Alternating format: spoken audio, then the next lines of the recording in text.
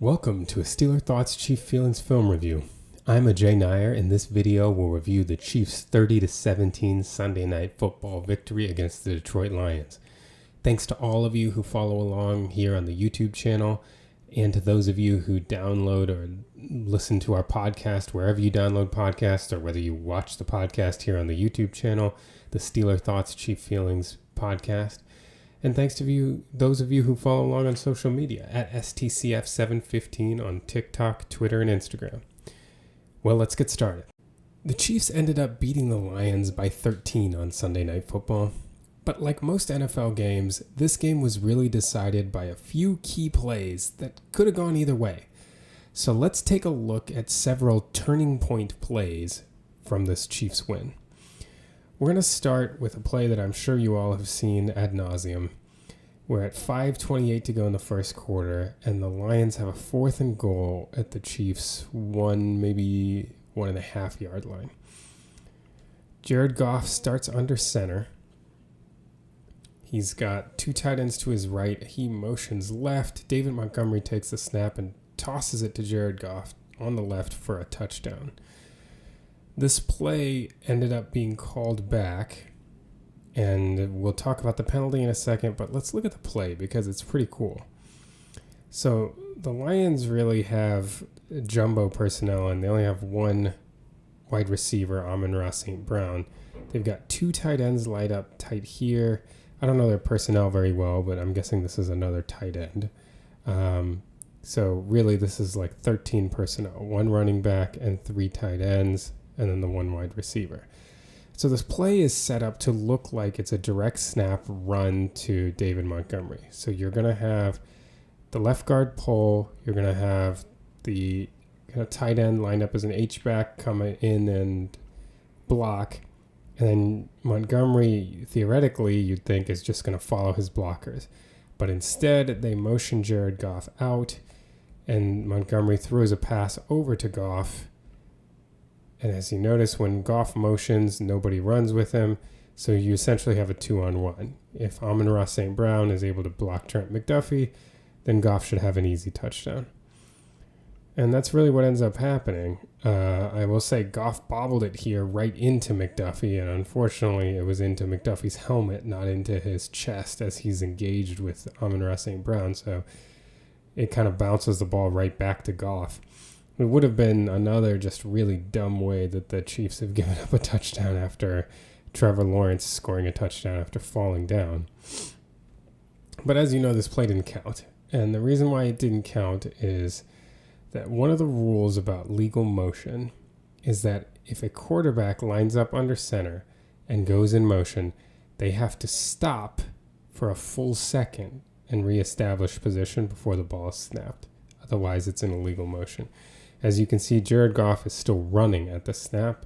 So this is an illegal play. It's a 5-yard penalty, and it comes back.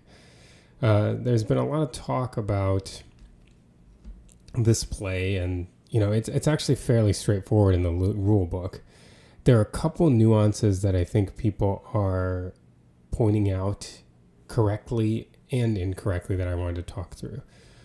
First, it was something brought up by Mitchell Schwartz, who said, he's a former Chiefs right tackle who's pretty active on Twitter now. He said that these kinds of trick plays are usually kind of run by officials beforehand, and officials are notified that they're going to do them. So it's a little surprising that they didn't have this down pat more. And Tony Dungy actually said that when they ran it in practice, he as part of the NBC crew was able to see some of practice. When they ran it in practice, he said they were running the illegal motion then too. And he said his thought at the time was that maybe they've changed the rule or something, because he knew that was illegal from his time. And he would know because the Indianapolis Colts were actually called for the same penalty in a 2004 divisional round playoff game against the Patriots.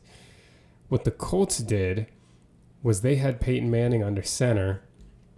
He actually came over as if he was like signaling to somebody on the sideline, and they just direct snapped it to Edgerrin James, who ended up just running with it. But this was called back because the same thing, Manning moved out from under center and didn't stop and reset for at least a full second before the snap. So that was an illegal shift. The other thing is that some people have incorrectly been kind of comparing this to the Philly special. Tony Dungy actually did also. And the point they were making on the Philly special was that Nick Foles came and he did get set for a second before the ball was snapped after he had gone in motion. The difference in the Philly special play is that this rule we're citing only applies to a quarterback under center.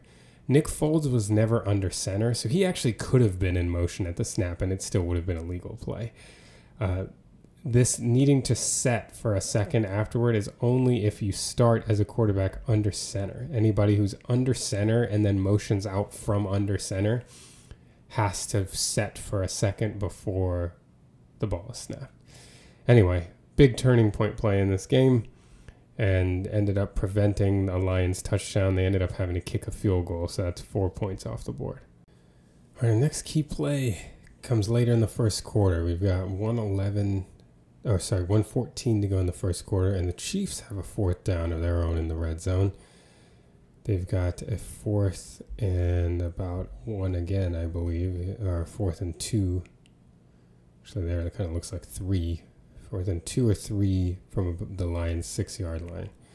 Patrick Mahomes is in the shotgun. He's got Noah Gray to his left and with Travis Kelce, and motions Gray over to the right. Takes a snap and throws right to Worthy, who gets in for the touchdown. And we'll take a look at this play. So here the Chiefs are in 12 personnel. One running back is Kareem Hunt. The 2 tight ends are Travis Kelce and Noah Gray. The wide receivers are Juju Smith-Schuster and Xavier Worthy. They motion Gray over to the right, and Brian Branch runs with Gray, which is a pretty good man indicator. And the Lions are indeed playing man. They've got Anzalone on Kelce, Brian Branch on Noah Gray, and the 2 wide receivers are manned up right here. So what the Chiefs are going to do, they run their mesh concept, but that's not the primary concept here. So if you remember, those of you who know, the mesh concept is basically that you're running crossers, and especially with Andy Reid, one guy is kind of setting a pick for the other. In this case, it's Noah Gray trying to get Travis Kelce open underneath. So this is there, right? This is kind of the second read on this play. But the primary play here, so the one is having Gray come and set a pick for Kelce to come across and come open. You've got a similar idea. You've got Juju Smith-Schuster coming to set a pick and Xavier Worthy running underneath it to try to get open wide, and that's the primary read here. So if you see, the defender tries to jam Worthy, which makes it even better because his momentum is carrying him forward instead of coming off, which might allow him to get around the pick. His momentum is bringing him forward. Juju just has to come in, and Worthy, watch this technique. Worthy does a great job rubbing right off of Juju's shoulder, leaving no gap. So defender's wrong-footed because he's trying to jam, and Worthy releases outside. Doesn't get any hands on him, so the defender's already lost a step just from trying to jam. Then Worthy rubs right past Juju, making the defender have to slow his steps a little bit as Juju goes by, and that's Juju Smith-Schuster in this case does a very good job of not making any contact, although he's within that 1 yard, so if he wanted to, he probably could have blocked right here. And there goes Worthy. That he gets that little bit of a step, and that's all he needs. If you all notice this action, this is the exact same action that we saw on the touchdown to Travis Kelce last week. Here's a look at the touchdown to Kelce last week. So here you've got Juju on the outside, Kelce on the inside, and it's the same idea where let's see, Juju comes and runs a pick, Kelce releases underneath. The block here is legal because it's within a yard of the line of scrimmage. You're allowed to block as a receiver then, and it gets Kelce open for the touchdown.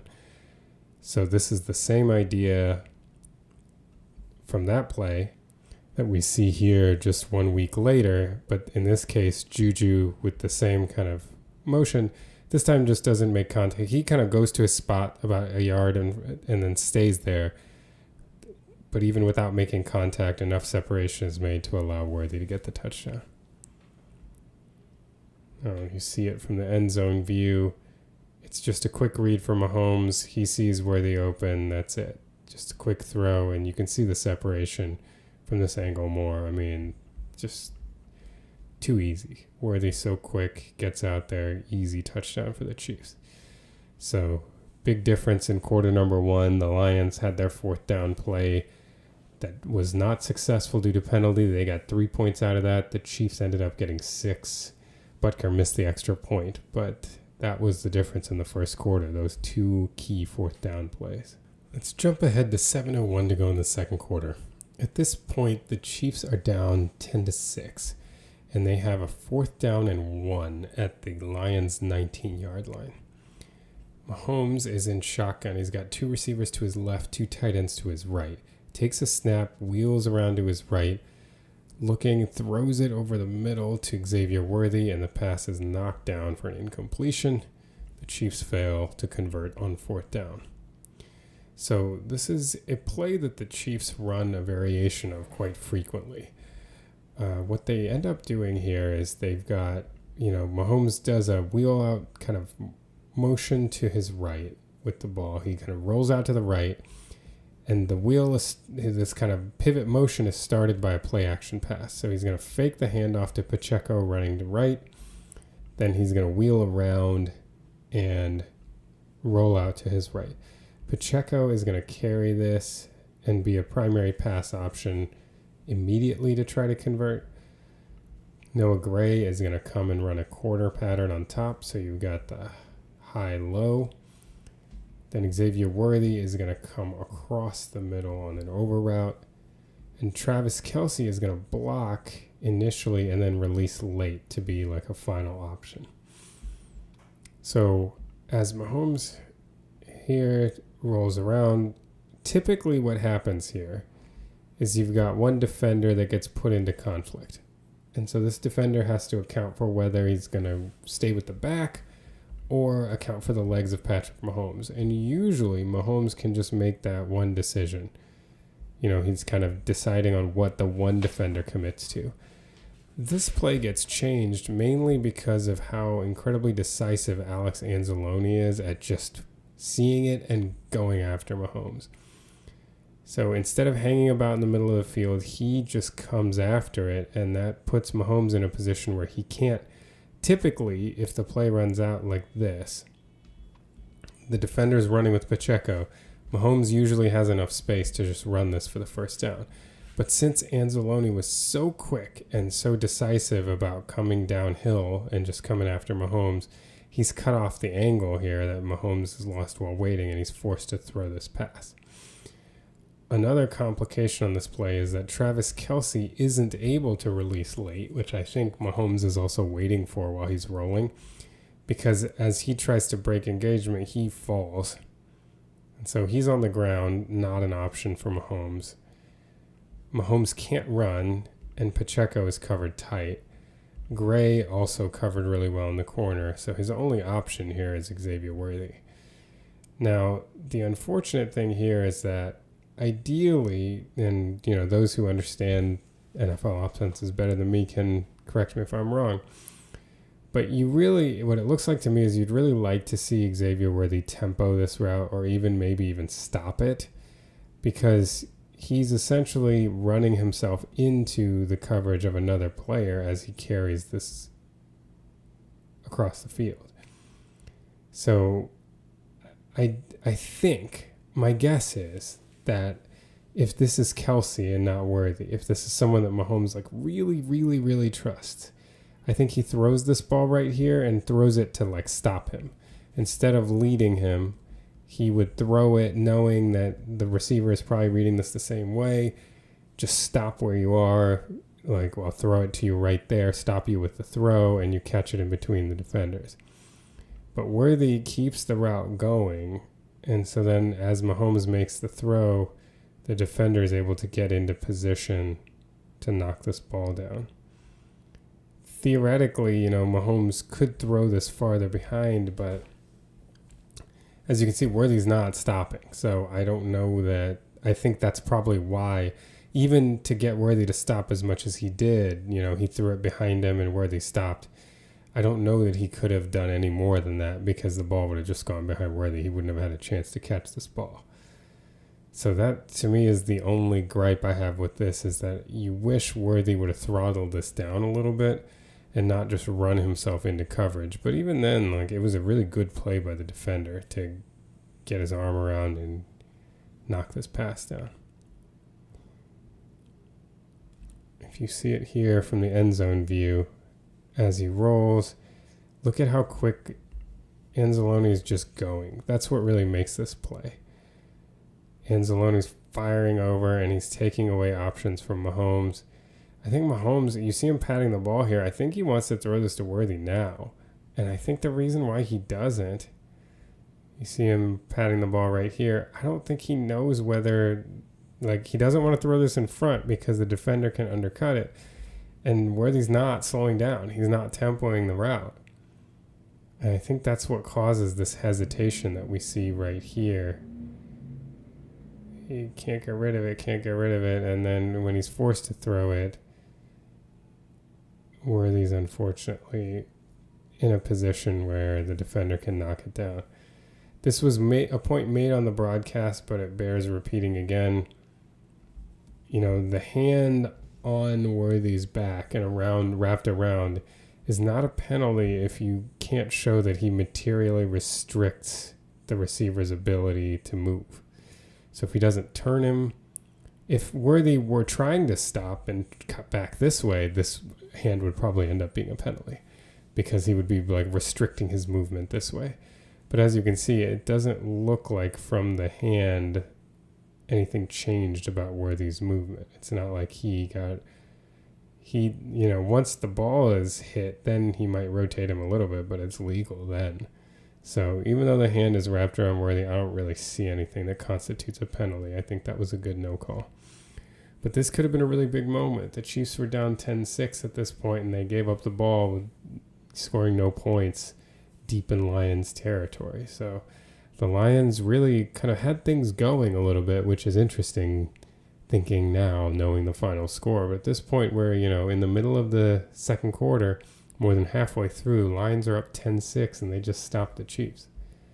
Now, this truly may have been the turning point of the game. If you want to look back on, what play was really the one that changed the course of this game, I really might point to this one first. The Chiefs played really well in this game, especially in the second half. But at this point, we're at 2:46 to go in the second quarter. The Lions are up 10-6, and they have the ball in Chiefs territory, trying to drive down and hopefully for them make it a 2-possession game here. They have a 4th and 2 at the Chiefs' 44-yard line. And Jared Goff lines up in shotgun.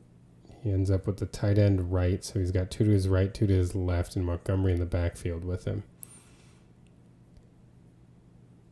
He takes the snap, drops back and throws left to Amon-Ra St. Brown, who can't haul in the pass. The Lions give the ball back to the Chiefs on downs, and the Chiefs get the ball down 10-6 with a chance to come back and take the lead. So here at this point, the Chiefs had just failed a 4th down where they were trying to take the lead. The Lions really, they come in with already a 4-point lead. They really want to make this a 17-6 game at this point. So this was a big miss, and then giving the ball back to the Chiefs with good field position. So what we've got here, the Lions are in 11 personnel here. They've got one running back, David Montgomery, and their tight end, Sam LaPorta. They end up running a counter to the Chiefs' blitz. So it looks like Goff is able to identify the blitz here. What the Chiefs are going to do, they've got their 4 down linemen. They've got Watson and Tranquil. All 6 of these guys are going to come. And that 6th guy is important because it ends up bringing the running back to come help in pass protection. So he comes to try to help Jalen Watson. Karlaftis will rush wide, and with the blitz on, Tranquil ends up taking up the guard. So they open up a gap for Jalen Watson to come through on his blitz that David Montgomery has to fill. Why is that important? That's important because the interior guys, Chris Jones and Mike Dana, both win very quickly. These are huge wins on their rushes right there, and they come completely unimpeded because the back who's in for pass protection has to go get the free runner.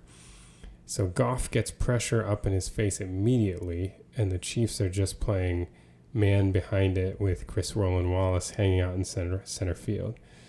So the route combination that Goff reads hot is he's got this corner route, and underneath it, Amon-Ra St. Brown's running a slant. That's where he looks to. He's not going to have time to read the field beyond that. That's where he's going first.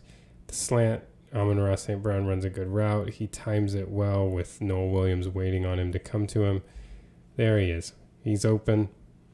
Goff sees him. He's going to get nailed, and he's not able to step into this throw, and the throw is certainly lower than he'd want it to be. You know, Amon-Ra, instead of getting the ball like into his chest, has to go down around his knees to get it, and he's not able to haul it in. So the pass rush did well to kind of disrupt the timing there and to affect Jared Goff's ball placement.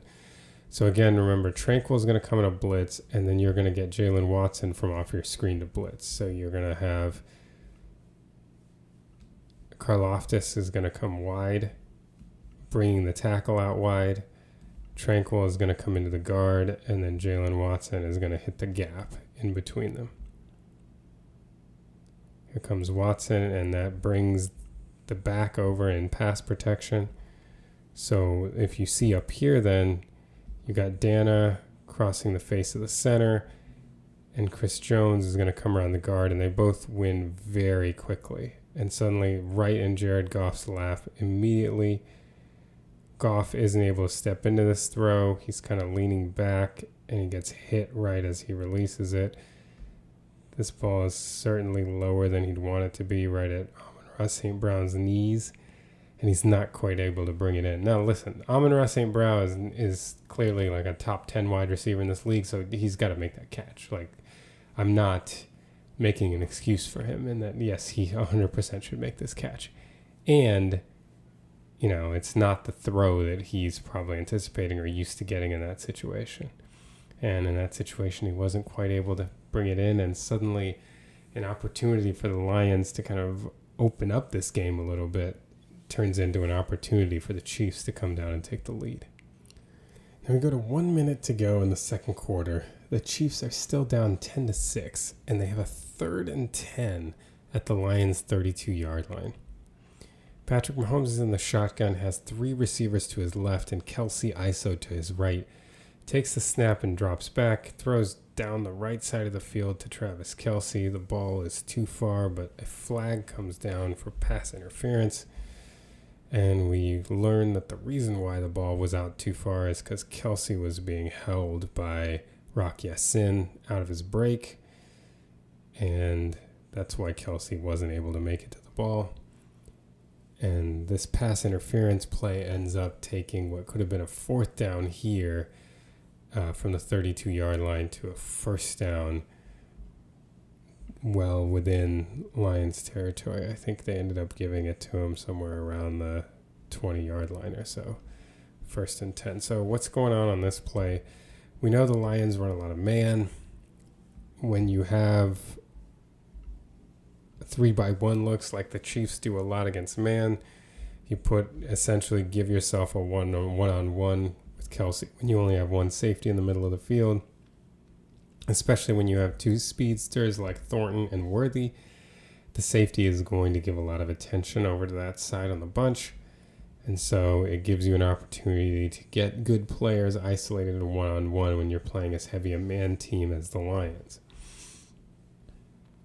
On top of that, the Lions are showing a blitz here. They end up bringing 6 And so they really just have man coverage with the one safety back there. The Chiefs, they've got Kelce ISO'd. They have him essentially running a little out and up. And Mahomes is able to wait for that to develop. And as Kelce tries to go out and come up, this is where Yasin holds his jersey. And that ends up being a huge play here. If they had held the Chiefs to a field goal, they potentially could have gone into half with the lead. So here's Mahomes looking down the middle. That's to hold the safety in the middle of the field. Look how far the safety cheats over. I mean, Yasin has no help whatsoever. And so Mahomes looks down the field over to his right, and the ball's over Kelce's head.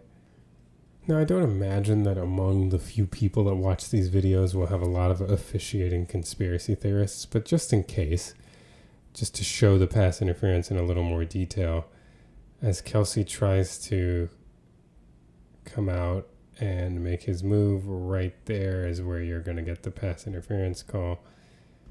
And when you're holding a jersey and restricting someone's movement that's trying to run by you, and that's always going to be called. So it's a fairly clear pass interference as he tugs his jersey and prevents him from running away. When you see how much the ball looks like it's overthrown, that's why, because Kelce's not being allowed to run. And so that's going to be called 10 times out of 10. Unfortunately for the Lions, it takes a situation where they could have potentially, with the way Harrison Butker has been playing, he could have missed that field goal. But let's say even if he made it, the Lions could have gone into half up 10-9. Instead, they let the Chiefs continue. They ended up scoring a touchdown, and the Chiefs went into half up 13-10. We're going to jump way ahead now to the fourth quarter, 3:35 to go in the fourth. And this is a different level of impact than the plays before. Before we were talking about really impactful plays, turning point plays in a really tight game.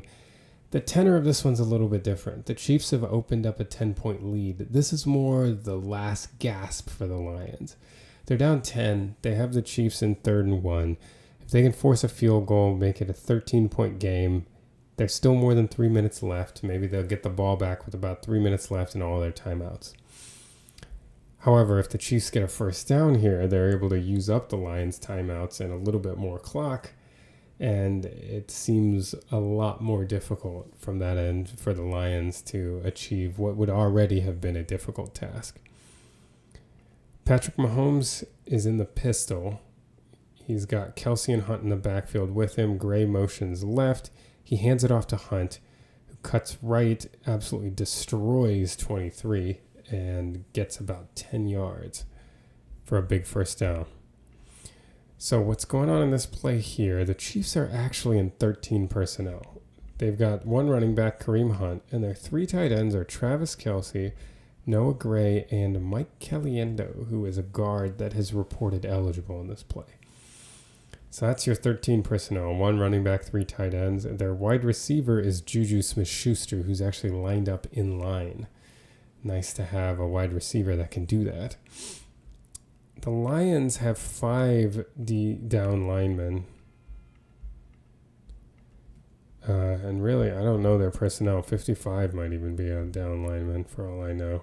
So they might even have 6 linemen in here to try to combat the jumbo package from the Chiefs and the likely running situation. And what the Chiefs try to do here, they motion Gray over, and Gray is going to be responsible for kicking out Aiden Hutchinson in the end.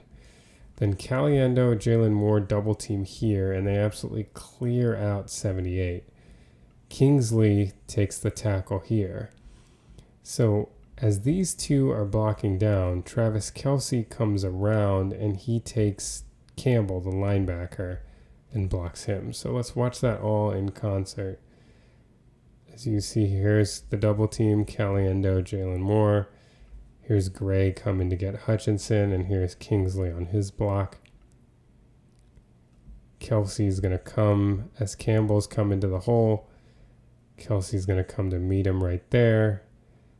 And then this really, the movement set up by this double team, and then Kingsley's block creates a nice little cutback lane that Kareem Hunt sees, and that's where he meets 23 and absolutely destroys him right there in the hole before Kirby Joseph's able to take him down after a 10-yard gain. So we're going to see this from the end zone view. Again, to recap, double team here, block here. Noah Gray's going to come across to block here. And then as we see that happening, there it goes. Double team, block. Here comes Noah Gray for the kick out. And now we watch Travis Kelce. He's going to come up and hit Campbell in the hole. And the movement generated here and the solid block by Kingsley allows the cutback lane. So let's look at that movement a little more carefully. I mean, look where 78 starts, and now watch where he goes. He's pushed all the way out and back down the field, and look at the room Hunt has to cut back here. And then this is the hit of the day. Boom. Just completely knocks him off his feet.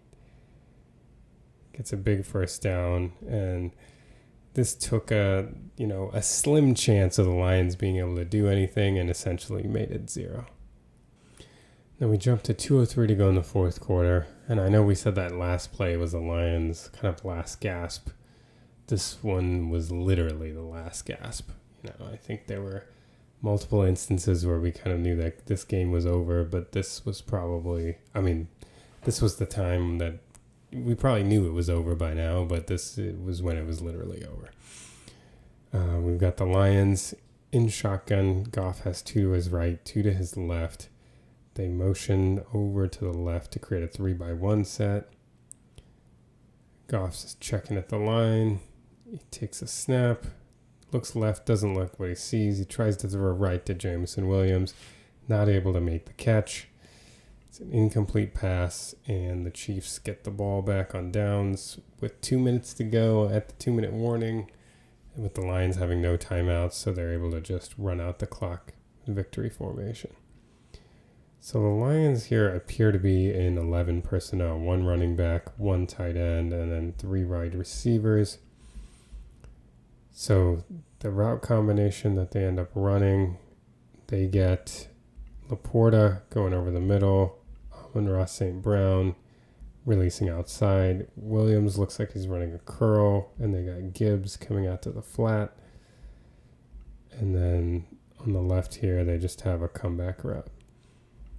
So the Chiefs are in an interesting formation. They're actually in dime, but it's not your typical dime. It's a 3-2-5 dime. 3-2-6 dime.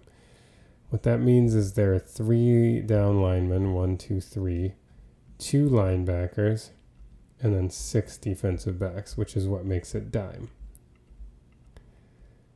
So they take Leo Chanel and he as the second linebacker and essentially use him as a defensive lineman. And so that's why your 3-2-6 dime really only has 1 coverage linebacker. And essentially they're running a cover 1 man.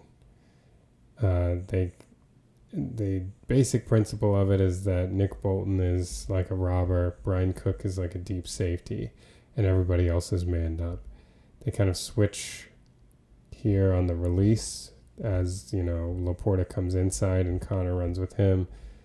Amon-Ra runs outside and McDuffie runs with him, but everything is pretty well covered. Bolton stays underneath LaPorta's route. Hicks stays over the top of Gibbs.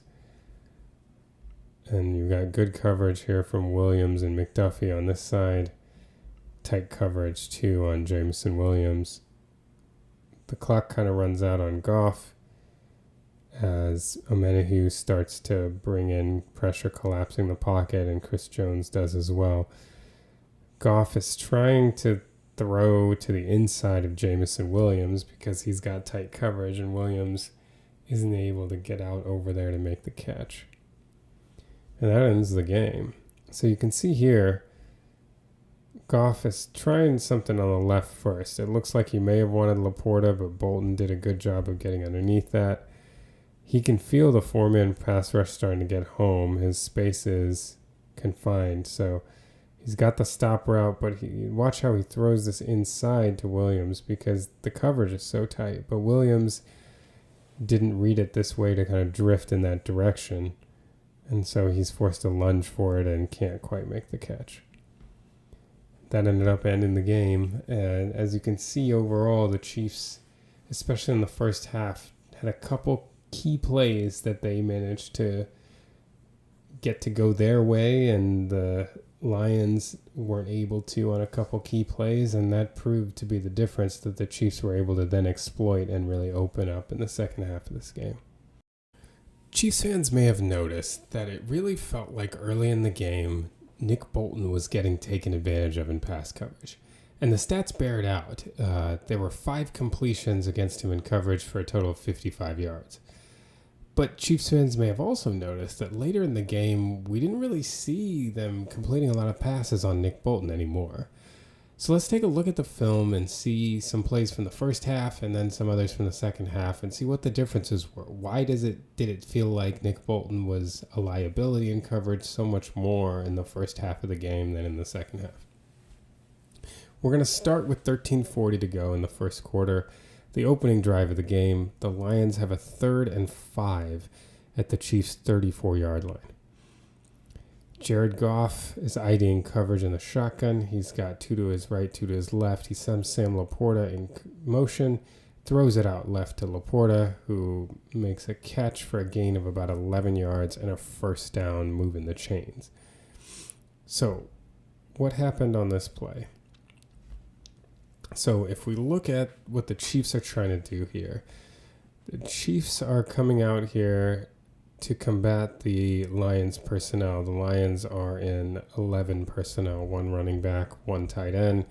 The Chiefs match this by going nickel.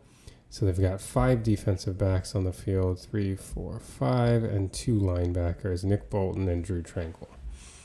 So ultimately what the Chiefs are doing here is they're going to blitz Tranquill and Jalen Watson off the edge. So they're going to end up sending 6.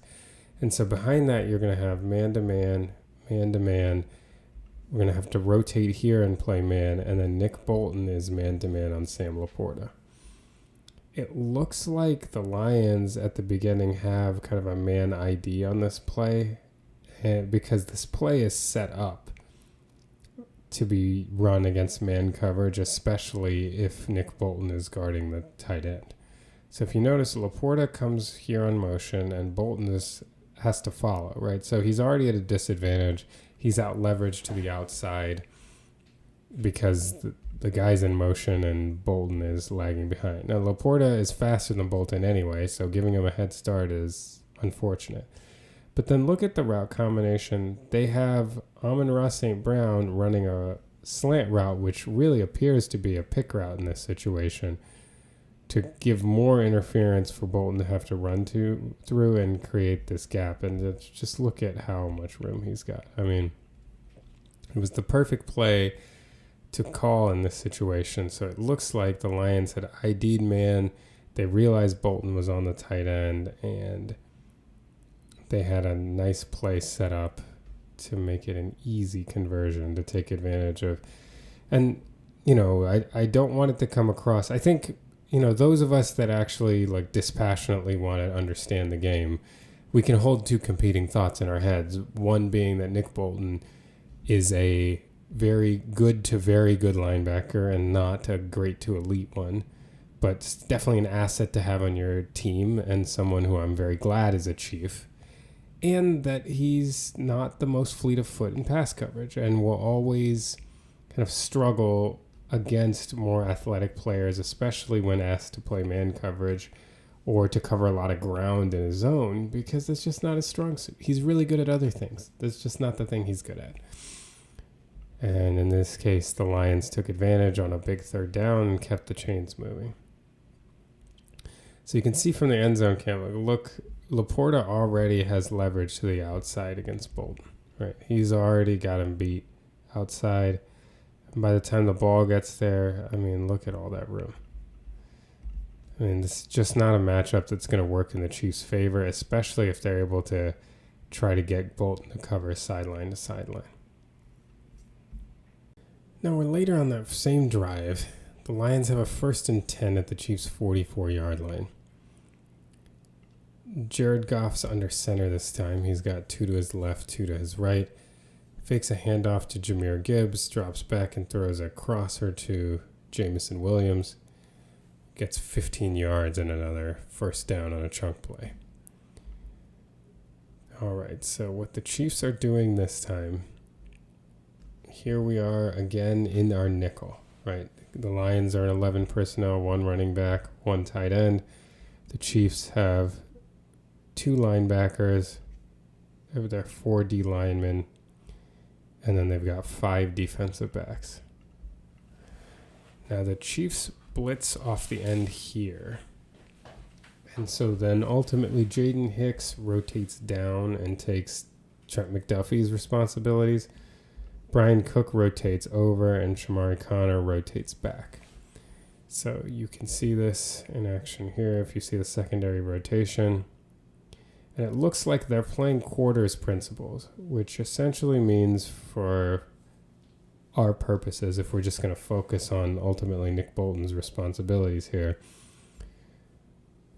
the wide receiver who makes the catch, Jameson Williams, he's running a drag route. So what the Lions have is they've got routes coming up the field, they've got LaPorta going out, and they've got Jameson Williams running a drag. So if typically McDuffie would be the guy that is covering Williams, but McDuffie's blitzing. So now it comes down to Jaden Hicks. What the basic principles for Hicks are is that he's going to guard Jameson Williams one-on-one unless he runs a drag. And if he runs this drag route, then he gets passed off to the defenders underneath. Tranquil, most likely, if this is the coverage that it looks like it is, he's also responsible like first to the flat. So he's going to be watching LaPorta as he tries to block and then come out and then be interested in making sure he doesn't get out-leveraged that way. But ultimately, when the drag route has to be passed off, if there is no one to the flat to Tranquil, who will ultimately pass it to Bolton, or if Tranquil's watching the flat, then that needs to be passed off to Bolton.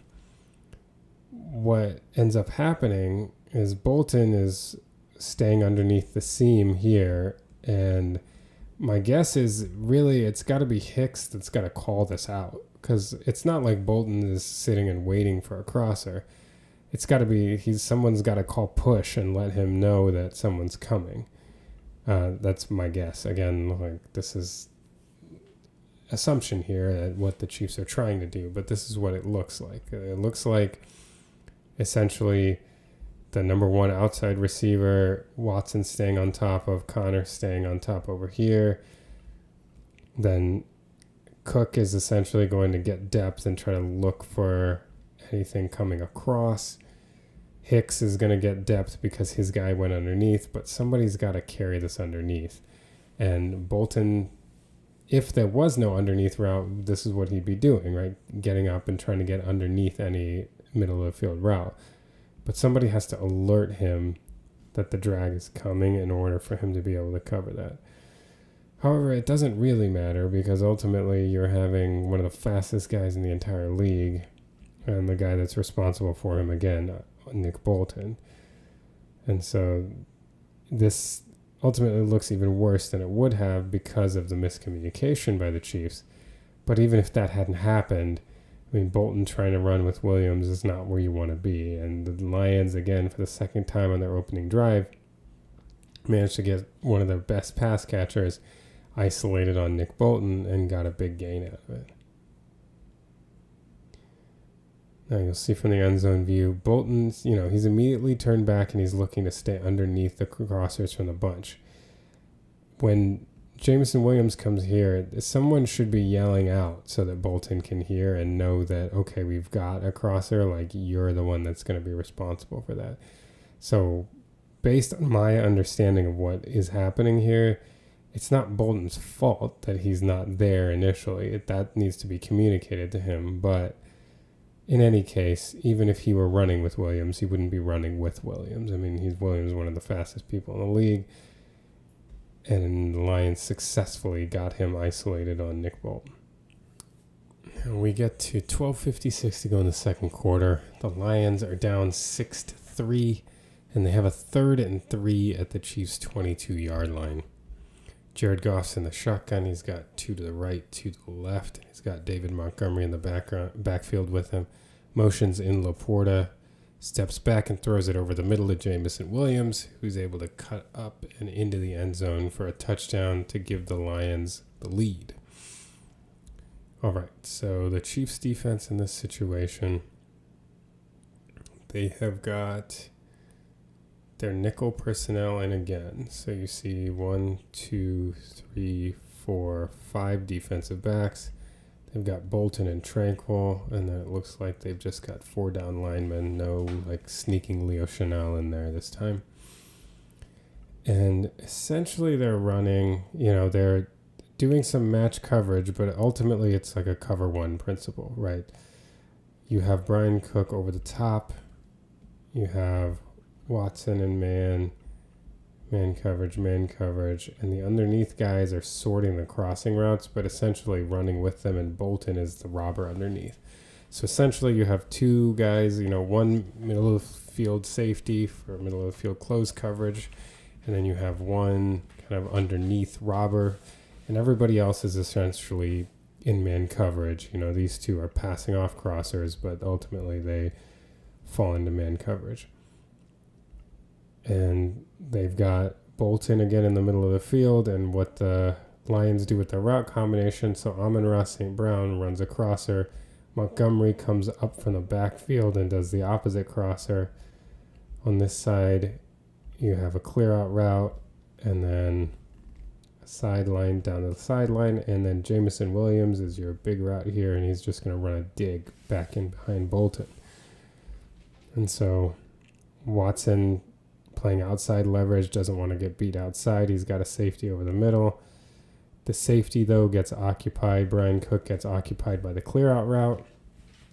And as he drops back with the clear-out route, that creates this nice void in between him and Nick Bolton, because Bolton has eyes on the crosser, and then here realizes that he needs a little more depth and just doesn't quite have the speed to get there, and isn't able to, he gets close, but he's not able to close that window. And once Jameson Williams has the ball on the run, it's a tough proposition. You can see it from Goff's perspective. So look at Bolton here. He's sorting the underneath crossing routes, then tries to get more depth and just isn't quite able to close that down. The dig comes in right in behind him. So as you see again, the Chiefs are playing Bolton there in the middle of the field. This isn't like bad coverage, but Bolton's range is limited in this situation, and really, with Drew Tranquil, 2023 Drew Tranquil had some pretty good range. Last year, not as much. This year, he's looked better in coverage than he did last year, but the Chiefs are not really big on coverage linebackers. The one guy who could cover some ground was Willie Gay, but he was not able to diagnose plays like guys like Bolton and Tranquil can. But basically what I'm saying is, it's not like they have a ton of alternatives, but again, Bolton put in a tough spot here, not able to close the gap. The Lions take advantage in the middle of the field. So now we jump ahead to 22 seconds to go in the first half. The Chiefs are up 13-10, and the Lions have a 3rd and 2 at their 40-yard line. Jared Goff's in the shotgun. He's got 3 to his left, 1 to his right. Jahmyr Gibbs in the backfield with him. He motions a receiver from left to right. He checks. And then takes the snap. Drops back to throw, moves about in the pocket, and then tries to throw it right to Jahmyr Gibbs. It's incomplete, bringing up 4th down. Okay, so what is different about this play? This is another key play of the game. Now, near the end of the first half, the Chiefs are playing their nickel again, but this is the 3-3-5 nickel because they've got Leo Chanel in on the field. So they only have 3 defensive linemen on the field, and they have 3 linebackers, but they maintain 5 defensive backs, which gives you their nickel package. One thing, important to note is how often the nickel guy is Noel Williams versus Jaden Hicks coming in. In this case, it is Noel Williams, which means that Trent McDuffie ends up in the slot. But we're talking about Nick Bolton here and what his responsibilities are. And if you notice, the Chiefs are just playing a cover 1 man, but they've got Bolton manned up against the running back. So now he's not covering like a primary pass catcher. He's covering the running back out in the flat. They actually don't have a robber defender in their cover 1. Their deep defender is Chris Roland Wallace. But instead of an underneath robber, they double team Amon-Ra St. Brown. So Noel Williams and Shamari Connor are doubling Amon-Ra St. Brown. And then you've got man coverage. Tranquil is on the tight end, LaPorta. And everybody else is manned up. So now you have a situation where Bolton is on somebody that's not a, seasoned route runner nor a seasoned pass catcher, and he and Goff are not able to get on the same page. Here at this point, he flares out to the right. Goff seemed to expect him to turn this up a little bit, and so Goff threw it down the field a little more. Weren't on the same page. Chiefs are able to get off the field. It helped here that I think Goff was a little spooked by Karlaftis' rush around the arc, although Penei Sewell did a good job of keeping him well deep of the quarterback. I mean, Goff could have hung out in the pocket a little bit more here. He wasn't in that much trouble, but he seemed to feel sped up at this point and just got rid of it. And as you can see, based on where the ball lands like there, he's expecting Gibbs to have turned this up. And that's the benefit of, running backs don't have the same level of nuance and chemistry nor catching ability as wide receivers. The Chiefs, instead of, we saw him in Bolton manned on Sam LaPorta earlier. Now he's manned up against Jahmyr Gibbs. A much more favorable matchup for the Chiefs. So here you can see Goff threw that more into like the 44-yard line, and Gibbs he's almost 9 yards ahead of where Gibbs was, so he was clearly expecting him to turn it up, and Gibbs kept it flat. We're now at 9:55 to go in the third quarter. The Chiefs are up 20-10, and the Lions have a 3rd and about 3 at their own 33-yard line or so, 32-yard line. Jared Goff's in shotgun. He's got 2 to his left, 2 to his right. Then he sends Amon-Ra St. Brown in motion from right to left. Goff makes a check at the line.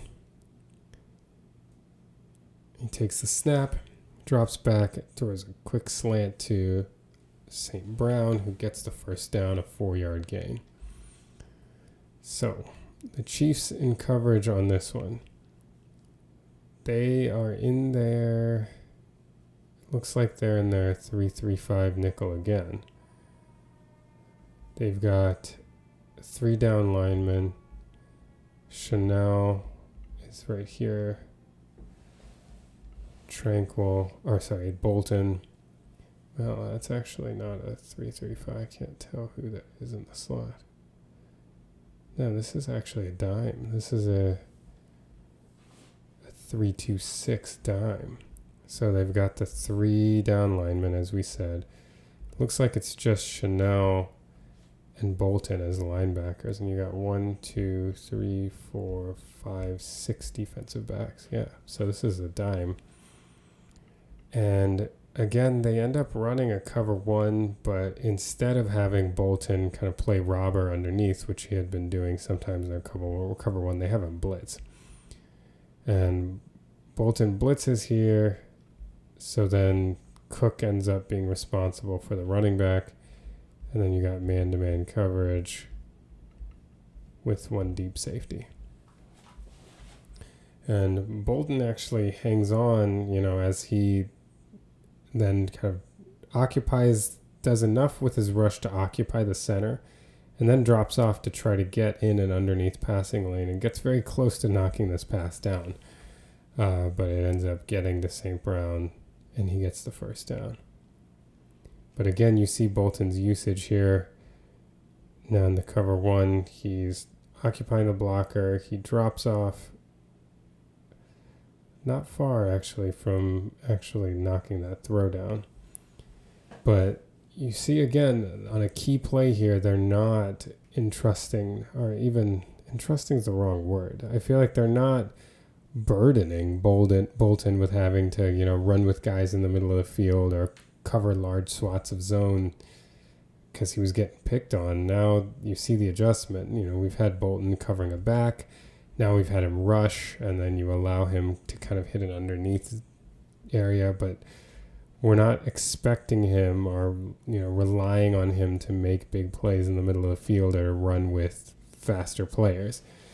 So it seems like an adjustment is afoot, but we'll keep paying attention later in the game to see if this comes up on any other key downs. We are now at 7:28 to go in the third quarter. Chiefs are up 20-10, and the Lions have a 3rd and 11 at the Chiefs' 29-yard line. Jared Goff's in the shotgun. He's got trips to his right. Jahmyr Gibbs with him in the backfield. Takes a quick snap, throws right to Jahmyr Gibbs, who gets cut down by Brian Cook for a quick stop, bringing up a big 4th down. Again, let's look at the Chiefs' coverage and their usage of Nick Bolton on this play. So the way they're aligned up here, this is a pretty big indicator for a potential cover 0, right? They have no deep safety in the middle of the field. Their safety here, Brian Cook, is up over the bunch. They have, kind of aligned so that you could believe man coverage, or potentially that they're blitzing McDuffie here. And so it looks like the Lions, based on this, check to a screen to the outside. They're anticipating when you get a bunch of people coming, a great play call is a quick screen to the outside, try to get some numbers and bust something loose if you don't have safety play down in the middle of the field. The Chiefs kind of rotate out of it a little bit late. They actually drop Drew Tranquil as the deep safety, and McDuffie drops out a little bit too, but really it still ends up being 2 receivers, 3 defenders, and hopefully for them it will be 2-on-2 and Williams can get out to the outside. Again, the usage of Bolton is our key here. On a big 3rd down here, they're blitzing him. So again, we've seen, early he was being used as man coverage on LaPorta. He was being used in deep zone coverage or just middle of the field coverage. And now since then he covered a linebacker and he's been blitzing. So here he's blitzing again. And the mistake that the Lions make with trying these passes out to the end is that the Chiefs' defensive backs are such good tacklers. We see this. I made an entire video on it last year when they played the Texans during the regular season. I think the title of the video is like, why did the Texans keep testing the Chiefs corners on the boundary or something like that? Because Chiefs defensive backs tackle really well. This seems to be like they just want you to do this. Go ahead, throw it underneath. We'll stop you. But it was almost like the Lions got baited into this one because of the initial cover 0 look before they dropped Tranquil, and they were ready. They felt the blitz coming, which there was a heavy blitz coming. But this is just strategically, the Chiefs corners are so good at breaking down and getting you before you can get ahead of steam. Because of course, if you have a screen with Jameson Williams and he gets going, that's terrifying. But the Chiefs have been very good through Spagnuolo's time in Kansas City at making sure you can't get going. But again, you got the Bolton blitz up the A-gap. Quick throw, and look at that by Brian Cook, just ducking a block, making a big stop. We're now at 8:07 to go in the game. The Chiefs are up 27-17, and the Lions have a 3rd and 10 at their own 26-yard line. Jared Goff is in the shotgun. He's got 3 to his right, but motions Amon-Ra St. Brown from right to left. He's changing the protection at the line. Takes a snap, and is hit by Chris Jones and sacked by Charles Omenihu. Again, let's take a look at the coverage and Nick Bolton's usage in this play. The Chiefs come out again looking like they are in dime. And again, they've got Leo Chanel, so it's that 3-2-6 dime. 3 down linemen. The 2 linebackers are Chanel and Nick Bolton. And here are your 6 defensive backs. 3, 4, 5, 6. So what the Chiefs do here in response to the motion, they're going to rush their 4, and they have Nick Bolton again taking on the running back. So they really isolated him against backs when in man coverage as much as possible. This again looks like just a cover 1 man with different pass-off principles. Noah Williams and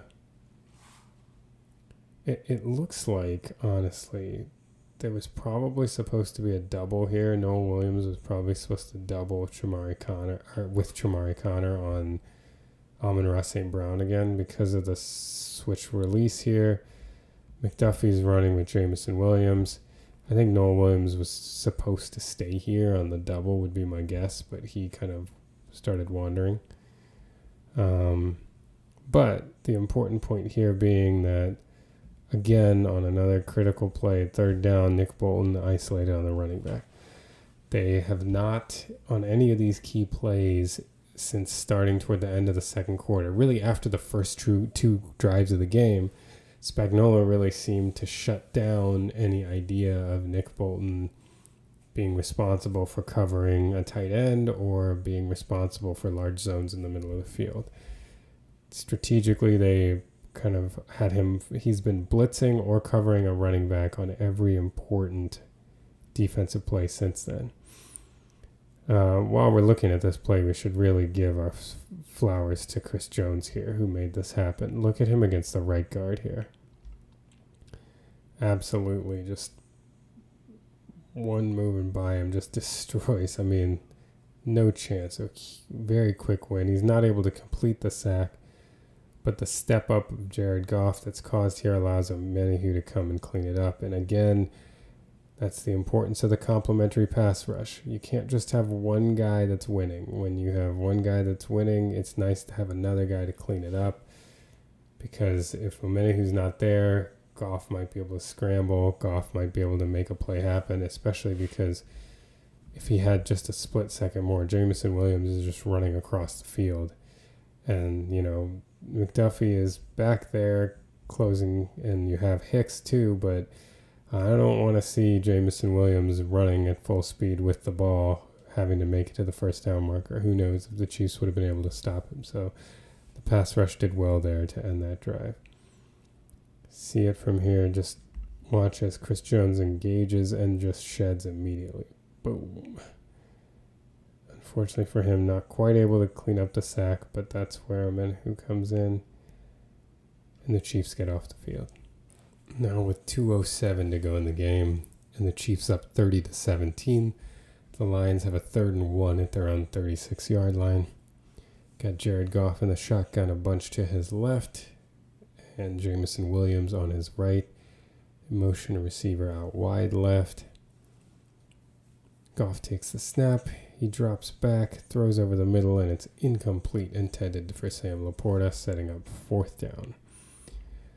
Again, we're going to look at the Chiefs' defensive coverage and their usage of Nick Bolton. And again, the Chiefs are in that 3-2-5 dime, or 3-2-6 dime, 3 down linemen, 2 linebackers, and then 6 defensive backs. 3, 4, 5, 6. They're again running like man match principles here. But again, what is Bolton's responsibility? He's first to the flat. So it seems like they're running some quarters concepts here. So you've got essentially man-to-man coverage unless this guy comes in. And then Bolton is main responsibility is taking in the first guy that's out to the flat, the wide guy. So again, in coverage, they are just making sure that Bolton is not given any responsibility of following a tight end or receiver, not given any responsibility of any large zones in the middle of the field. They continue on trend of keeping him just isolated against a running back or blitzing, really, on all the key downs here we've seen so far through this game, really starting after the second drive of the game. So this was a major change, and since this happened, the Lions scored 10 points on their first two drives, and it's around then that it appears this change was made. They only scored 7 points the rest of the way.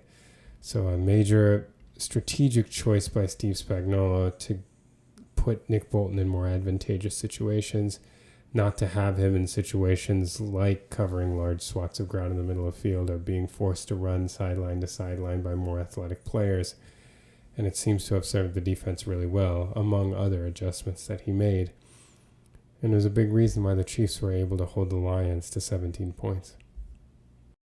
So let's take a look at some of the cool plays from this game. We're going to pick things up at 4:03 to go in the first quarter. The Chiefs are down 3-0, and they have a first down at the 40. They're on 46-yard line. So Mahomes has 3 to his left and Noah Gray over to his right. Then he motions Hollywood Brown over to the right side. Takes a snap, fakes a handoff, and fires over the middle of Juju Smith-Schuster, who makes the catch and gets another 15-plus yards after the catch for a big first down and explosive play for the Chiefs. So let's take a look at what happened here. The Chiefs are in 11 personnel. One running back is Isaiah Pacheco. Their one tight end is Noah Gray. The wide receivers are Hollywood Brown, Juju Smith-Schuster, and Tyquan Thornton. See here right from the beginning, you can see Juju getting aligned here, making sure that he's up on the line and Thornton is back. The Lions on this play run a fairly standard cover 2 defense. So they're going to have their 2 safeties take deep halves, and they're kind of playing more cloud underneath coverage. So kind of giving up the flats but dropping. So you see this here. The play fake initially brings the linebackers in, and so that helps create a void for Juju behind the linebackers. It also makes the safety hesitate a little bit over here, and he also holds on because the route on his side isn't going deep. So this is actually quite a good play from the safety. So what the route combination here is for the Chiefs, Juju's essentially running an over route from the slot, Hollywood's running a curl, and Tyquan Thornton's running a post. And so ideally, what you're going to have is you're going to have a gap between the linebackers and the safeties who are playing deep because the play action brings the linebackers up. However, this is pretty good ID from the safety here on Juju's over that, hey, I don't need to be worried about Hollywood going deep. I don't need that much depth over here on my half. Here's an over route coming over. I'm going to drive down on that. And so as Mahomes throws this, he comes to drive down, but Mahomes still fires it into that tight window. And we'll be able to see from the end zone cam, but it's pretty nuts, how far across his body he's throwing. He's almost out by the numbers, and he gets that ball across as he's running to his right. And he, it's one thing to do it in a regular size window. This is into a tight window. If this ball carries because he's moving to his right, he throws it right to the safety. But he fits it into that tight window. Juju makes a nice strong catch and is able to keep going for nice yardage after the catch. But look at this throw here. So Mahomes looking for Juju. Look at how far back it goes. And he does a good job fitting it in front of Joseph. who isn't able to make the tackle, and there goes Juju. And the thing that's really exciting for Chiefs fans is, when you see this after the catch, just imagine this as Rashee Rice with his acceleration. I mean, that's going to get really fun. We jump ahead to the very next play. So it's 1st and 10 at the 24-yard line of the Lions. The Chiefs down 3-0. We've got Mahomes under center. He's got 3 to his right, 1 to his left. Motions Noah Gray, comes in tight. Hands it off to Isaiah Pacheco, goes around left end. Gains 11 yards and a 1st down. So what happened on this one, nice to see the Chiefs doing some under center game here. After they motion Noah Gray, here's how they're aligned. They're in 12 personnel. This is 1 running back, Isaiah Pacheco. The 2 tight ends, Noah Gray and Travis Kelce. Juju Smith-Schuster and Tyquan Thornton are the wide receivers. So what they end up doing here, they get a little misdirection. They have Jalen Moore blocking here. Kingsley is going to go next level to get a linebacker, and Creed Humphreys blocking here. They leave Aiden Hutchinson and have Noah Gray come across, and he does a nice fake blocking him and then keeps coming and actually takes the corner and seals him off. Juju actually comes up and gets Brian Branch, the safety. So if we watch this in action, here comes Noah Gray. Look at him take that false step toward Aiden Hutchinson and then keep going. That helps freeze Aiden Hutchinson long enough that Pacheco can get by him. And then you see Juju going up to the safety, Brian Branch. And Noah Gray comes and gets the corner. And Pacheco's just able to shoot through that gap for a nice gain. Really well-designed play and really nicely executed by Noah Gray here, who kind of essentially neutralizes both of these two with his little fake block and then coming over to get the corner. Just enough gap for Pacheco to fly through, and he gets a big 1st down on the ground.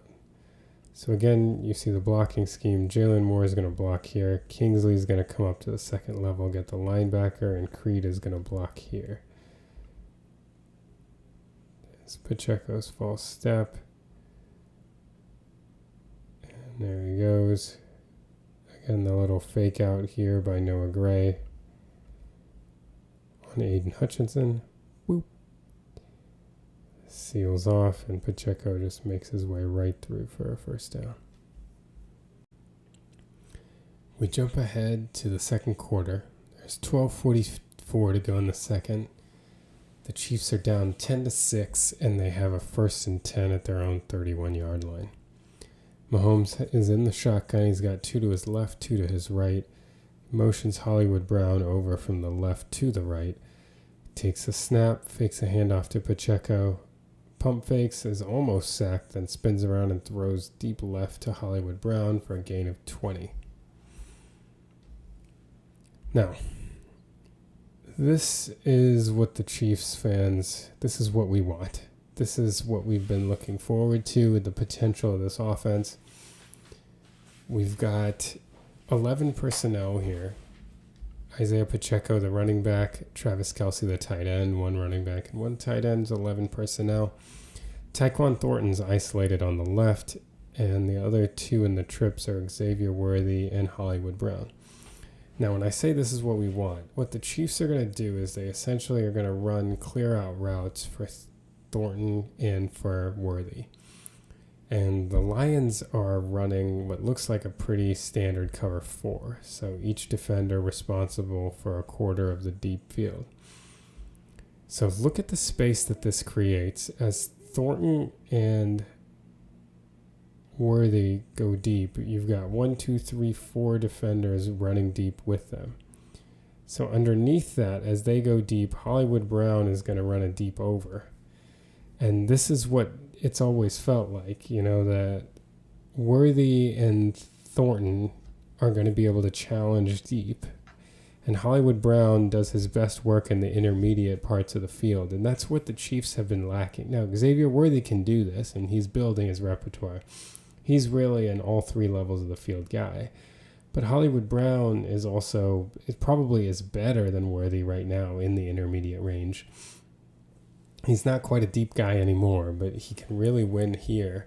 And if these spaces get cleared out by the threat of Thornton and Worthy, then suddenly there's just room to operate underneath. Kelsey will be your kind of shallow guy. Rice will hopefully be a shallow to intermediate, and Brown will be a shallow to intermediate as well. But you like this setup of getting Brown open underneath after everything is cleared out. There's just too much room to cover with how many guys are going deep with Thornton and Worthy. Over here, it's one of the poor reps that we saw from Jalen Moore. He got beat pretty quickly by Aiden Hutchinson. Did a good job not holding there and trusting Mahomes to get out of the jam, and he did. Mahomes kind of steps around, gets free from Hutchinson, and then is able to find Brown in the zone. Brown did a good job of just sitting down and being available. But this is kind of the ideal. This is what we were thinking in the preseason, the kind of things that can happen with Worthy, and Thornton has been as good as we could have hoped this year. I mean, maybe better than we could have hoped. And with the two of them as legitimate deep threats, the amount of space it's going to open up for a guy like Brown, it's going to be very interesting to watch going forward. Let's take a look at Mahomes. So, he takes the snap. Jalen Moore is beat immediately. Mahomes this year is doing a good job of keeping his eyes downfield. I think he really trusts his guys. Realizes he's got Hutchinson and manages to evade, but resets and quickly gets the ball out for a big first down. Then we jump to 40 seconds to go in the second quarter. Chiefs are still down 10-6, and they have a first and goal at the Lions' 2-yard line, it looks like.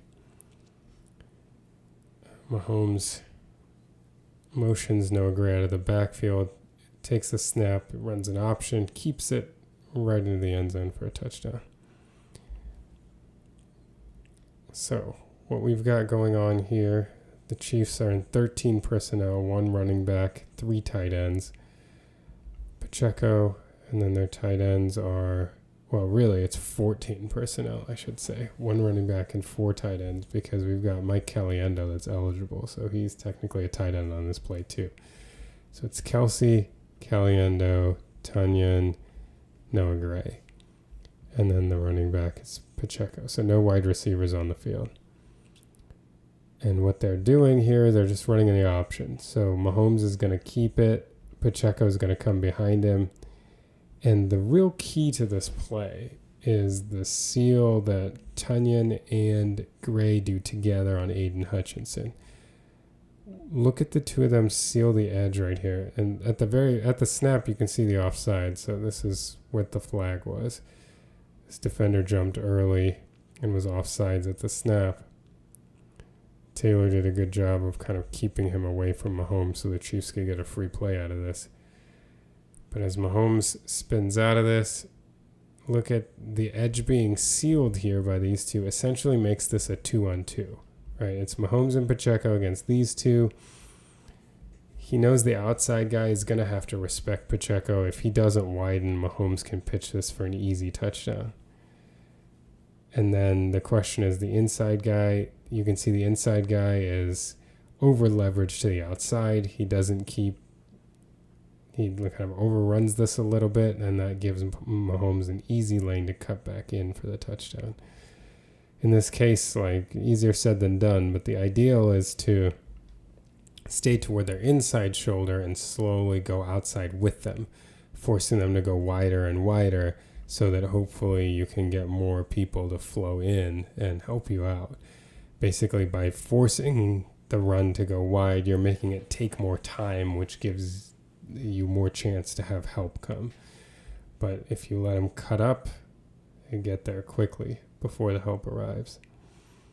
But it's very nice. I think this is the kind of key to this entire play. The fact that the two of them were able to seal off Aiden Hutchinson allowed this to be an easy play for Mahomes, especially when 15 just overran it and he squeaked right into the end zone.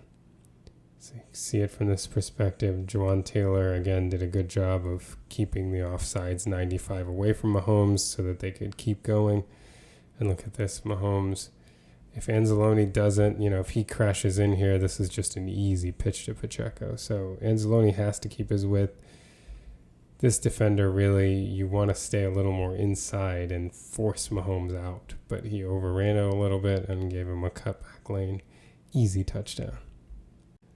Now we've got 11:23 to go in the third quarter. The Chiefs are up 13-10, and they have a 1st and goal at the 9-yard line. Mahomes is in shotgun. He's got 2 to the left, 2 to the right.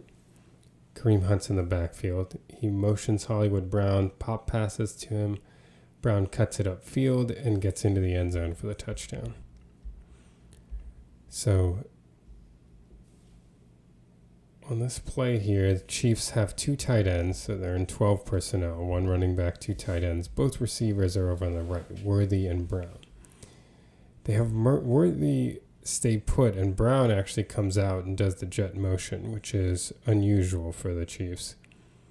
And then again, they have their 3, the tackle, center, and right guard all go up straight to the second level. Kingsley blocks, and again, they leave the end free. Here, Noah Gray does a little fake block before going through, and the end seems sufficiently concerned with the play action motion on the back end to hold his ground, and it allows Hollywood Brown to get past him. Once they do that, Jalen Moore is already out there blocking. Travis Kelce does a fantastic job of gaining outside leverage based on the route he's trying to convince his defender he's running, and then blocking at an angle. He gets himself a great angle to block, then makes his block here. Noah Gray comes up and does a great job of taking on the linebacker after Jalen Moore. And Brown looks like he just wants to take the quickest route to the end zone, but you think had he gone through behind Kelce, then he probably would have got it untouched. But instead, I think he's just trying to get up in there, and so he went through the defender to get there. I think the interesting thing to note is what is the real difference between this pop pass and then the one that failed against the Jaguars? Maybe one could say that this action was a little cleaner. It definitely looks like for Mahomes, Kareem Hunt comes across faster. So it's not like Mahomes is holding his hands out to air for as long. Maybe one could say that the pass was a little more subtle. He didn't pop it as high in the air.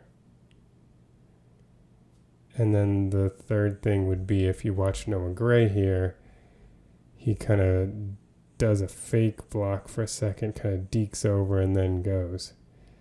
But besides that, it looks like a fairly similar operation. So if we see here the kind of elements we were talking about, it does look like Mahomes kind of popped it up a little bit higher maybe in this one. Definitely the timing with Pacheco was a little bit, it wasn't as great as with Hunt. Mahomes is already kind of going through his fake. And then the other thing is that Juju aligns outside instead of No Gray had been inside and done like a little deke. Maybe that helps kind of block the end's vision too. Juju just aligned outside and went straight. But those are the only differences I can see in these two plays. So maybe part of it was just that Josh Hines-Allen was so on top of. The other thing, of course, you should add is that it's Xavier Worthy coming across. And I feel like in general, most people are, expecting a jet sweep more with Xavier Worthy. I definitely remember while I was watching the Lions game being shocked. Like, I don't even remember Hollywood Brown having jet sweeps like that with us. Now, true, he didn't play a lot last year, but has he even been used once on a jet sweep? I'm not sure. So it was a surprise to even me, who watches all the Chiefs games, to see Hollywood Brown do that. So I'm guessing it was a surprise to the Lions as well. But yeah, if we're comparing these as far as what failed, it does look like Mahomes popped it a little earlier, that the fake to Pacheco wasn't as good, and then Juju didn't do any kind of deke over here. He just went away, and maybe that kind of step in front by Noah Gray helped confuse the end a little bit more and maybe affect his vision, his ability to see the pop pass. Or maybe Josh Hines-Allen is just awesome. Hard to say. In any case, this was just a very well executed play by the Chiefs. Got out to the second level. Hollywood Brown did a good job of cutting this upfield and getting in the end zone. Again, you can see here it does look pretty smooth, the operation, the fake. And then Brown, I really feel like could have just cut this that way. Yeah, there, he would have had a nice little hold of the end zone. But he wasn't risking going laterally at all. He just went straight through into the end zone for the touchdown. We picked things up with 14:20 to go in the fourth quarter. At this point, the Chiefs are up 20-10, and the Lions have a second and goal at the Chiefs' 4-yard line. Jared Goff's in the shotgun. He's got 2 to his left, 2 to his right. He sends LaPorta in motion over to the left, takes the snap, drops back, throws to the back of the end zone where Sam LaPorta makes a fantastic one-handed catch at the end line for a touchdown. So let's take a look at what happened on this play here.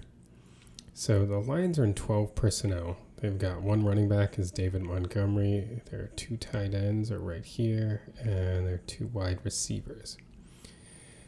The Chiefs come out in what looks like their base look, So they've got 3 linebackers, they've got 4 defensive backs, and 4 down linemen.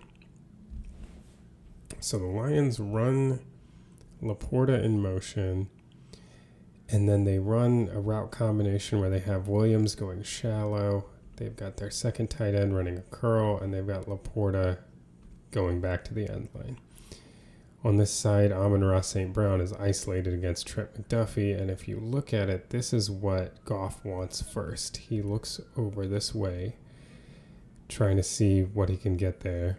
In the meantime, the Chiefs do a good job of passing off the underneath Jameson Williams, and if you remember, you're allowed to contact a receiver within 5 yards. So as he runs his drag, Bolton and then Chanel kind of hit him to knock him off his spot.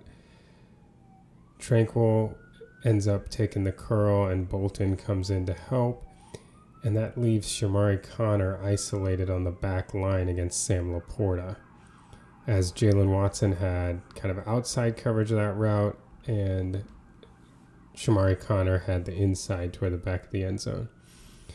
Goff, it looks to Amon-Ra, doesn't like what he sees with the tight coverage, and then comes back over to LaPorta. I think what triggers him to throw is seeing that Connor is not going to have his eyes on the ball. He's looking back toward LaPorta. So maybe thinking about Connor's pass interference against the Jaguars last week. When you have someone who's face guarding, there's always chance in tight quarters that you could get a pass interference, or, you have your guy just has a much better chance of getting at the ball because the defender's not looking for it. I mean, all in all, this is actually quite good coverage from Connor. He's not looking back for the ball, but he avoids unnecessary content. He's right in his hip pocket, and LaPorta just makes a great catch. He just goes up and gets it. It looked from the broadcast view like Connor might have contacted the ball, but LaPorta managed to get it in his left hand and get his feet down. From this side, you can see Goff's progression here. He's looking right, comes back, he probably does a quick look to Jameson Williams, then goes back to the back line. He's getting ready to throw right as Connor is turning his head toward LaPorta. Back is to the quarterback. Connor's not going to see this at all. And look at LaPorta just go and get this. I mean, this is a good job by Goff. giving his guy a chance, putting the ball in a place where his guy can go get it. And man, did LaPorta go and get it. At this point, the Lions brought the game back to 20-17 early in the fourth quarter. Now for the final play of this film review, we've got 9:35 to go in the game. The Chiefs are up 20-17, and they have a 3rd and goal at about the Lions' 3-yard line. We've got Patrick Mahomes in the shotgun with 3 to his left, Worthy ISO to the right. Pacheco motions over to the left, creating a 4x1. Mahomes drops back, looks left, comes back over to the right, and finds a wide open Hollywood Brown for a touchdown. So here in the red zone, the Chiefs are in 11 personnel. 1 running back, Isaiah Pacheco. 1 tight end is Travis Kelce. They motion Pacheco over, so they kind of create a real mismatch with 4x1. As we know, the Lions like to play a lot of man. So on one hand, you've got the one receiver really ISO'd one-on-one by moving the coverage over. But the other thing is you can use the 4 side to try to create some pick plays or create some confusion and get guys open. So what the Chiefs are doing in this route combination, they've got Juju Smith-Schuster is releasing out and then coming back to the back of the end zone. Travis Kelce is taking an intermediate route across, and Hollywood Brown is taking the shallow drag right in front of the goal line. Following all of that, Pacheco is going to come and run an angle route. And it looks like that angle route from Pacheco is actually Mahomes' first read. Now the Lions are playing man, and you can see them try to sort through the bunch as we go. So we've got him on Brown, him on Juju, him on Kelce, and he ends up running with Pacheco. So as we go into the bunch, the guy from the outside, Hollywood Brown, who's being covered by an off coverage, is going to run the drag. Well, that creates a lot of traffic for his defender coming across. You know, he's trying to sort through everybody, these 2 defenders, and then these guys trying to run with Kelce. Anzalone also ends up getting in the way because Mahomes is looking over to this side. So Anzalone is in an underneath zone, and he's just looking over trying to follow Mahomes' eyes. So essentially your zone defenders are these 2. You've got the safety and the underneath. This is a cover 1 man. So Anzalone coming over there ends up creating more traffic on that side. As you look, it looks like Mahomes is reading Pacheco's route first. Either that or he's holding the underneath defenders intentionally with his eyes before he comes back. But it looks like he waits for Pacheco to break before realizing that's not going to come open. So he drops back, and then look at this defender and all that he has to contend with coming across. Hollywood comes across. He's trying to run across the formation. And ultimately, as Campbell, who had to dodge Anzalone as he's trying to follow Kelce, tries to make his way back toward Kelce, he gets in Hollywood defender's way as well. The safety is all focused on Kelce as well. And what I think is anticipated to happen, what this defender I think is anticipating is that, okay, I'm following the drag. I'm running through all this traffic. At this point, I'm too far off. I think his hope is that this safety right here is going to come drive down on it, and he can come and replace. Watch what he does right here. He kind of backs off as if he's the deep safety now. So I think he was hoping that 31, I think that's Kirby Joseph, would come and replace, but Joseph doesn't. And so now essentially you have one guy thinking he's playing deep safety, 2 guys trying to cover Kelce, and Hollywood Brown running wide open.